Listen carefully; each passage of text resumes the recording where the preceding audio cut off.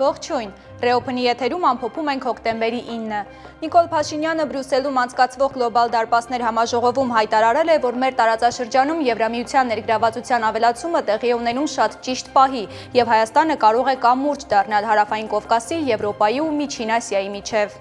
Միջազգային տարբեր հարթակներում իրենց անունից Արցախի մասին որևէ հարց չքննարկելու պահանջով կառավարության դիմաց բողոքի էին դուրս եկել արցախցիների իրավունքների պաշտպանության խորհրդի ներկայացուցիչներն ու մի խումբ արցախցիներ։ Մերձավանի խուզարկությունների արդյունքում կա ևս մեկ ձերբակալված անձ, հայտնել են քննչական կոմիտեից։ Հիշեցնենք, որ սեպտեմբերի 23-ին Մերձավանում սպանվել էր Փարաքարի համայնքապետ Վալոդիա Գրիգորյանը, սակայն երրորդ ձերբակալվածն առնչություն ունի այդ գործի հետ, թե ոչ, հայտնի չէ։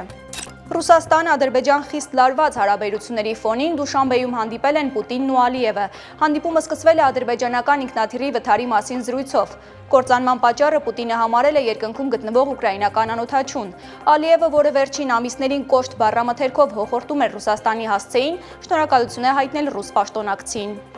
Եվրոպական խորհրդարանն ընդունել է բանաձև, որով կոչ է անում Եվրամիության երկրների իշխանություններին խոցել ռուսական ինքնաթիռները, եթե նրանք մտնեն Եվրամիության օդային տարածք։ Մի քանի օր տևած բանակցություններից հետո Իսրայելն ու Համասը համաձայնել են դադարեցնել կրակը Գազայում եւ ազատ արձակել գերիներին։ Սա բեկումնային կետ կարող է լինել այս կոնֆլիկտի համար, որը 2 տարում 67,000-ից ավելի պաղեստինցու կյանք է խլել։